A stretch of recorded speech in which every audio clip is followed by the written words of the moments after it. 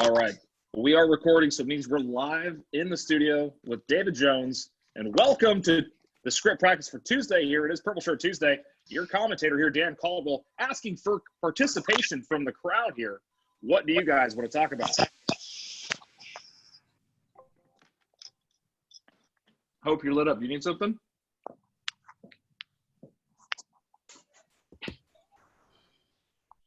All right. I'd like to go over a little bit what we touched on yesterday.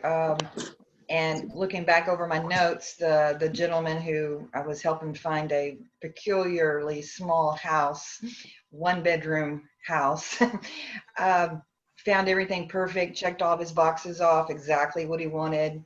Doesn't own a car, so he needed to be in walking distance to, amenities. And then after everything's great and going to save him $100 a month versus what he's paying for renting, including utilities, then he says, well, he actually just emailed me, well, okay, don't show me any more houses. I like that one, but I'm not going to move on anything till after this virus is over. Okay. Did you have the conversation with him that we talked about as, sir, I appreciate that you want to wait until the end of this coronavirus thing ends. Out of curiosity, what makes you say that? Well, I wasn't talking with him. He sent me an email on that. So you can, that's what you can type in an email. Yeah. Yeah. I guess I should maybe ask him. I just didn't want to push him. I just told him I understood, and, because he said, I got your number. I'll call you once it's over. It was almost like he was shutting me down after it was a little disheartening. Well, of course it is. It feels like you're running into something that's not going to work out. So having that conversation with him, even through text or email, whatever format he's actually going to respond with, is find out why he wants to wait. Okay. All of you guys understand is when someone says, I want to wait until blank is over, or I want to wait until blank happens or something changes, find the core. Okay, what reason is he kind of fishing for when he says, hey, I want to wait until this corona thing is over? What's the why behind that statement? Okay. All right, who's got some insight? What would you think the why was? Maybe he's thinking it's going to be cheaper by the time he's ready to go. Okay, there's one thing. Something else. What's another potential? Maybe he's worried that he's not sure about his job, so he's not sure he's going to have income. Employment, concerns. Okay, what else? Worried about like his investment money, if he has any. I mean, all we see is the market's going down. So is that going to be a item of loss or income? Worried that any money he might have in savings could be decreasing, if he has any investments, but maybe he doesn't if it's a rent situation. So this is part of your scripting, because I want you guys to start thinking in futuristic terms. Okay, what's the question behind the question? Well, what's the actual response behind what's being thrown at us? You heard the term smoke screen? Raise your hand. Yeah. It's where someone says something that don't really mean just to keep you from the truth. It's really hard to overcome an objection when you don't know the actual objection. That being said, I'm just looking. What makes you say that, Dan? Exactly. What makes you say that? So we want to get to the core of it.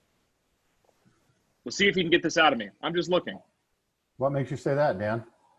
I'm just kind of seeing what's out there.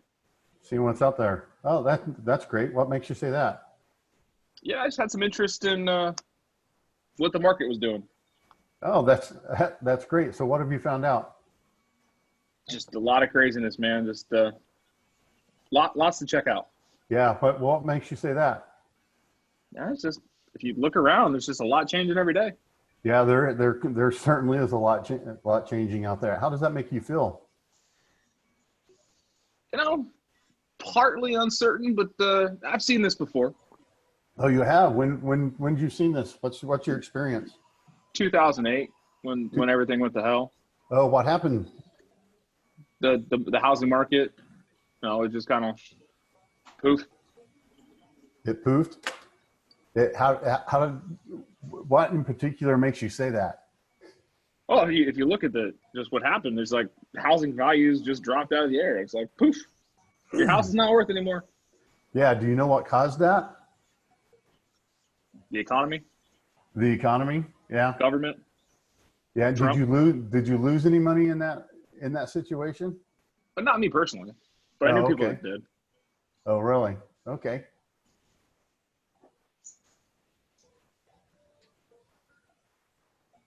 So how are you feeling about it now? I'm kind of indifferent, just kind of seeing what's out there. Okay. Well, I'm at a loss, Dan. Very good deflection. It was. When you guys know how to handle people like that, it's very easy. An anchoring question is when he said, what makes you say, I'm just looking, what makes you say that? Well, I'm just out here in the market, seeing what's out there. Oh, great. That's fantastic. Now, out of curiosity, what started your search in housing? Or what piqued your interest? You see how that changes the conversation lines? Out of curiosity, what piqued your interest in the housing market, Tracy? Can I share a nice Sorry, conversation I had in conjunction with that? Yeah, yes, ma'am. Please do. I followed up on a lead I got from my new Facebook ad I did by myself. Thank you, Dan, for the encouragement and coaching. Having a coach is a helpful thing, right? Yes. And the lady I called, she's like, oh, I was just being nosy. But she gave me her email, her name, and her phone number, but she was just being nosy. I said, well, there's nothing wrong with that. That's called curiosity. And she liked that. And she started laughing and said, well, I said, is there any particular thing you're curious about? And she's like, well, I'm a recent widow and I'm living in this big house and I'm only using 2 rooms. I was kind of wanting to know what's out there and maybe a smaller place. So that really led to a nice conversation. And now I'm sending her some homes in the area she wants. And if I would have just left it alone, like, oh, she's just being nosy, I would have lost a potential buyer and seller. So right. Anyway, right. So thank you for helping. Everybody clicks on a link for a reason. How many of you have Facebook? How many of you are lying about Facebook? Kim, he's not answering. He's not paying attention. How many of you have seen ads on Facebook for products that you were searching on Instagram or you saw on Amazon or you clicked on Google? Mm-hmm. What those are called, they're called predictive analytics. Based on your habits online, advertisers are able to put ads in front of you on your social media and other places you congregate in the attempt for you to click on them. Now, in the event that you actually click on that ad, it's probably because you have some vested interest in pursuing whatever it is. It could be a bed, it could be a water container, it could be a car. You've clicked on that ad for some reason, right? Because somewhere down the line, you looked at something that created Google's analytics going, hey, bells are ringing, they're looking for a mattress, send them all the mattress ads. They're looking for a house, send them all the home ads. So that when you do a boosted post on Facebook or social media and you get somebody that actually engages with it, that I'm just looking or I'm just curious came from somewhere. So you need to get to the core of it, and that's getting past the smokescreen of, I'm just looking. And that is what they call an automated response. People are just, it's a reflex. I'm just looking, It's like when you were a kid and your mom came in your room and turned your light on and yelled at you. You're like, I don't know what I'm doing. But you just feel guilty and you're not doing anything because it's just in that moment. It's an automated response. So Dan, having that question. You're from the car world. That's all they do. That's all you do. Everybody, you go to the car lot, you walk the car lot, somebody walks up to you. And they say, hey, can I help you? What does everybody say? Say it together. What do you say? Just looking. Looking. Everybody's looking. Why do people do that though? Because they don't want somebody trying to sell them on something that they don't want or need. Yeah. They don't want to be pressured. Write this down. Yeah. No one wants to be pressured, but write this down. People hate to be sold, but they love to buy. Mm-hmm. People hate to be sold. What does that mean? They don't like someone pushing them into a decision. As a sales professional, your responsibility is to guide and educate them so that they make the best informed decision possible. And by doing so, you allow them to make the decision you want them to make. Do you think I can hard close somebody? Do you think I have a referable agreement afterwards? Do you think I can create an element where I'm walking them down the path of a sale, making them think every action and decision is their own, and at the end of it, I'm the one that helped them buy a house. I'm not the one that sold it to them. It's a mindset shift. So when someone says, I'm just looking, or I'm just thinking, or I was just curious, well, now I'm curious. What started your looking? What piqued your interest? What was it about this property that stood out to you the most? You think you can get some further questions along that line of conversation? Right? So who wants to give it a run? I have one from yesterday. What do you got? Okay, so I had a man that right away, he said he didn't want to work with a broker. And so I did ask him why. I said, you know, is there a reason why you don't want to work with a broker right now? And he said, well, I don't want to pay the commission. So in my head, like, well, later on, I had all these answers in my head as far as trying to explain the value, but not just telling him just, okay, but with a realtor, you get all of these things. I can give you all this exposure. I can get you the most money for your house. But I also remember from yesterday, like I'm not trying to sell him, so I want to give him another option. It's like, so could I just give you this option opposed to me telling him this is going to work if you do this? Do you know what I mean? So I thought maybe I could send him, I'm thinking if I get someone like this again and I can think right at that moment, I would want to send them information, but also remind them that I understand if they don't want to go with a broker, but would you mind if I just send you a little information just to inform you? And once again, if you still don't want to go with a broker, you know, I understand. I just wanted to share this information with you, just inform you more than anything. So absolutely. That was my. So scripting class always builds upon itself. And you one of the things I want to re-cement down is you always have to isolate the objection. So what was his objection? He didn't want to pay the commission. Okay. What was important about paying the commission? I think exactly. Well, he didn't elaborate after that. He didn't Did you ask? talk after that. He was pretty like, I just don't want to pay you. And so I shut down, which after I got off the phone and I went for my walk, I was like, oh, I know I could have just informed him more, not sold him, but I could have said, oh, I understand. You don't want to pay that commission. I get it. And then I could have elaborated on what maybe having a broker could benefit him. But if he's not okay with that, I get it. You know, I'm not going to force you, but I just want to give you options. Would you be okay with that if I just emailed you really quick some information? Right. So it sounds like to me that we're not doing enough buildup before we get into the meat of it. Mm-hmm. Anyone that cuts you off on a phone call quickly is because you don't have enough rapport with them, so they feel obligated to have a conversation with you. In the event that someone's real quick to get off the phone, you have become a transactional relationship. You have not created rapport. So that's very quick for them. How about this? Call me with the same scripting that you called him. Okay. Hi, this is Angela calling from Stratton Realty Group. How are you doing today? I'm well. How are you, Angela? I'm good. How are you holding up in this crazy world we're in right now? It's been weird. Definitely. Are you able to work from home, or are you getting on the road every morning and going to work? No, I've been working from home. You know, so I figured I would just kind of hang out. I imagine you're calling about my house for sale.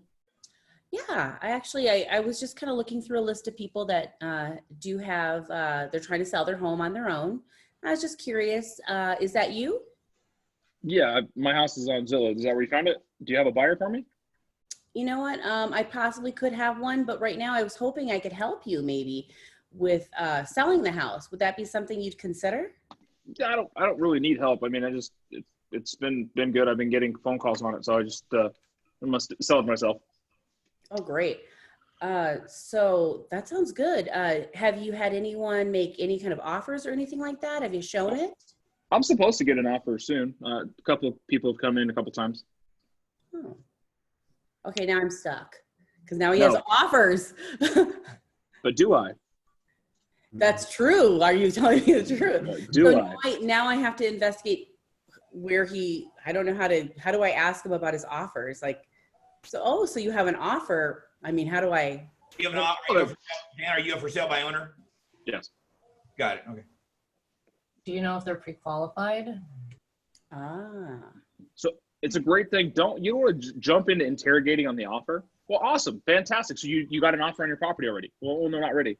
I'm supposed to get one. Okay, fantastic. When were you supposed to get it? Why does that matter? Well, I was just asking. Now, let me ask you something. In the event that they send you over an offer and they're represented by an agent, what are you going to do? Well, what do you mean? Are you paying the agent's commission for them bringing you a buyer? Oh. Okay. And and he would, Okay. So you're willing to pay the commission on the side for a buyer, and you're going to be unrepresented in this transaction. Well, what do you mean? Well, if you got a buyer coming in with an agent that has representation, it's no different than you going to court without a lawyer and the other side has one. Well, I don't want to pay the commissions. Representation, that was. I'll give you a good question to ask in that scenario is always ask them. It says, okay, so you represent yourself. I can understand that. I said, how do you feel about that? Do you feel like there's any risks involved?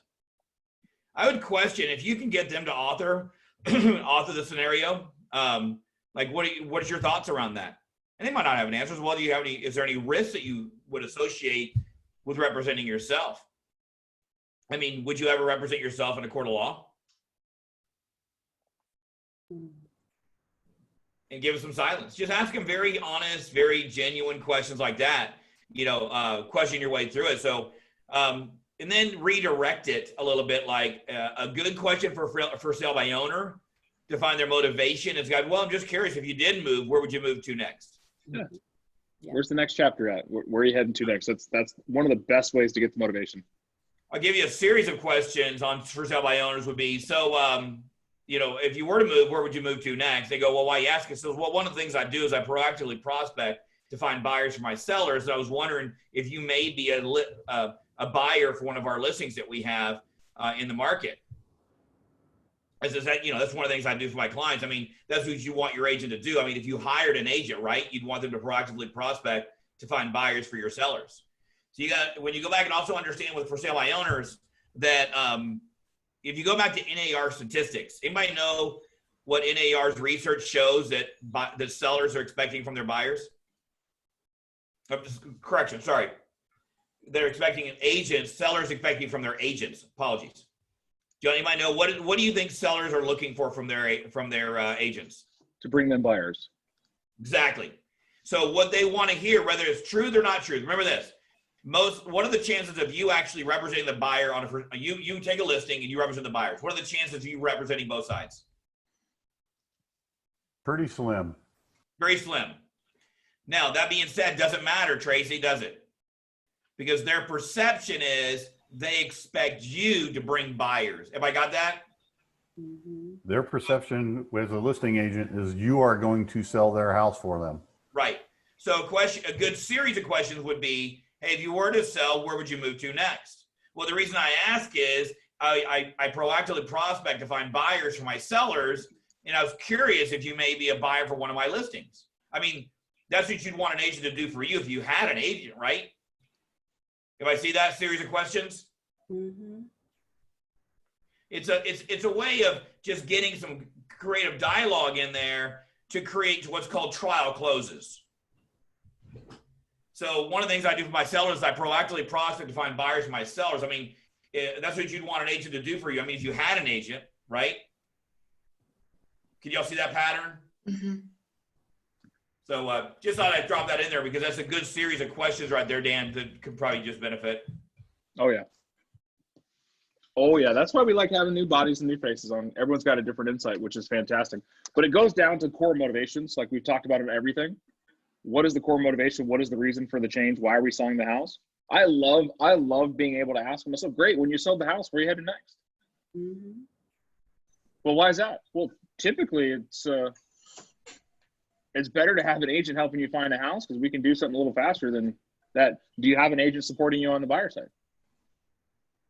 Because if they're willing to do that, like it's definitely a dance that you can play with. But Angela, to go back on the conversation you had, it really seems like there wasn't enough rapport. We didn't have an anchor to the client. We didn't know their motivation, so we couldn't talk to them about that. Yeah. And we definitely didn't ask enough questions that were not directly affecting, hey, let me sell your house. Yeah. So one thing I love to ask is, like David said, what's important about that? I don't want to pay a commission. Okay, well, I completely understand. So one of the things I'm actually going to put together for a class, and I just got to find all the material, it's going to take a while. It's called Traver Technology. It's paced lead technology on a phone call. It's where you're depositing into your client or your potential client over and over before you withdraw information, because you want to make them feel benefit in the conversation. And that's like, I understand, I'm with you, I completely agree. If you're like me, you have to do your research first, or all those things before you ask a withdrawing question. And a question like what's important about not paying commission is a very big question. I completely understand, Angela, you don't want to pay commission to an agent. You're like a lot of people, they just want to net the most amount on their house. Is that a fair statement? yes. Out of curiosity, what's important to you with selling your house? Yeah, I want to net the most, and I want it to sell rather quickly. Absolutely. Now, if I could show you a way that I could help you net more money than you could on your own and sell your house faster, would that be worth 15 minutes of your time? Yes. All right. Do you have time to get together today, or would tomorrow work better? Today at 4:00 would be good. Fantastic. Now we can do things over Zoom, so we can just do a face-to-face meeting through a computer, keep your safety in check, as well as make sure that we do our social distancing. What email do you want me to send that link to? Okay, it's this one. La la la la la. Fantastic. See what I did there? Yeah, I do. Isolate, overcome, ask for the appointment. Yeah. If you're getting resistance still, you got to check back. And you're like, okay, I'm getting resistance, just like something's wrong, something's off. We don't have a rapport. We're slowing down. We're asking the wrong questions. We're being too forward without investing in our client first. Mm-hmm. And it doesn't take much to invest. You don't need to talk to them for 45 minutes to get their agreement. Hell, you can fall in love in 4 minutes. You can get a seller to talk to you on the phone in 30 seconds. So that's the thing, is when you're having those conversations, you want to anchor down to, okay, what's important about that? Now, if I could show you a way to, the core is to net the most money. Almost always it's to net the most money and sell their house quickly. Yeah. Well, I could sell it on my own. Well, you absolutely could. You're 100% correct. You do have the ability to sell your house on your own, and you will potentially, net more money. The odds are not in your favor. NAR shows that 90% of people that sell their house on their own eventually wind up using an agent. And people that sell their house on their own sell it for about 12 to 15% below market where you could have sold it with an agent. Now, I'm not going to charge you a commission. I'm going to earn it. Yeah. Yeah. So you could throw statistics, you can throw numbers around, but it doesn't matter if you don't have a rapport with the client. It all starts having the conversation up front as was the motivation. Let me ask you, before you took your house off the market, what were you planning on doing? Kind of thing, or, Well, what conversation? Go ahead. So I was just going to possibly just buy a mobile home, and so I could just drive all over the country. Oh, are you going to do one of those tiny houses things? More like a big, huge, like 42-foot mobile home, expands on the side. So I could just hook it up to any park and just drive all over the United States. So have you taken the time to go and find your RV yet? Oh yeah, I've been to RV World every weekend. You're ready to go. What's holding you back from buying it? Well, I obviously would like to sell this house, so I have a little nest egg when I decide to travel. So that is my motivation, is I want to sell this house so that I can. Fantastic. Well, it looks like we were meant to meet. I specialize in helping people sell their houses as fast as possible for the most amount of money with the least amount of effort on your part. How about we get you in that RV, get you on the road, and I'll take care of the rest. Do you have time to meet today, or is tomorrow easier? Today is good. 4 o'clock. You see how it works out? Yep. Yeah. I saw the smile in your face, which lets me know you had an aha moment. Yeah, exactly. All right, guys, 1 more minute left. Anything else at all? I have a question. When people you mentioned the 2008 housing crash, but then don't we want to respond that this is different and that was a unique situation? Just like every economic turmoil we've ever been through, there's been some kind of precursor, there's been some kind of effort that has caused it. Right now, we're going into what they call a medical pandemic. This is going to be a change that will quickly reverse itself once we get a handle on things. What happened back in 2008 to 2012 was an economic recession where things were put on by poor lending practices. Yeah. And other extenuating circumstances that took years to rectify. This is a completely different situation. I can understand your concern, as I would be, as a sound-bodied individual making, sound decisions. I would think you were crazy if you didn't have a level of concern. But let me show you why now is a good time for you to invest in the housing market. You can overcome an objection by just like, here, this is the objection. This is the baby. I look at the baby, cute baby, pass the baby on, go to it. You don't need to beat the baby. You don't need to feed the baby. You don't need to shake the baby, nothing. It's literally, yeah, I can understand that you have this concern and the housing market is a terrible thing. You're like me. You seem like you're a level-headed person, right? And if you weren't concerned, I would think there was something wrong with you. Let me show you why this was still a good time to invest. Sometimes isolating the objection, just identifying it, isolating it, moving on. If they keep bringing it up, then you need to go into more and more the back and forth, ebb and flow of the conversation to get you over the objection. But sometimes you just need to validate them. I completely understand a purple roof is ridiculous. Do you want to put an offer on the house? Guys, I have done some pretty ridiculous stuff. I've had some pretty fantastic closes that were just out there. But the main thing is when you have an objection, you need to isolate the core reason behind it. If you have to obtain the objection and go through it. If you don't have rapport, you'll never get to the core. And if you're getting kicked off the phone quicker, you need to work on building rapport. You all know FORD, right? F-O-R-D. Mm-hmm. And we're gonna end on this. What does it stand for? Family, occupation, recreation, dreams. Write that down. Family, occupation, recreation, dreams. Do you think you're going to find a core reason in those 4 items? Family is a motivator. Occupation's a motivator. Recreation's a motivator. Dreams are a motivator. Find the motivation and you can navigate any conversation. All right. So tomorrow, if you're going to join us tomorrow, please bring up some more of these stuff. I love it. I love that we have some infield stuff. Invite a friend, other agents that you deal with on a daily, you can bring them. Other agents within our company, motivate them to come on. It just helps us all out. I want to say thank you for your time. Have a great Tuesday. Thanks. Bye. Thank you, Big Dan.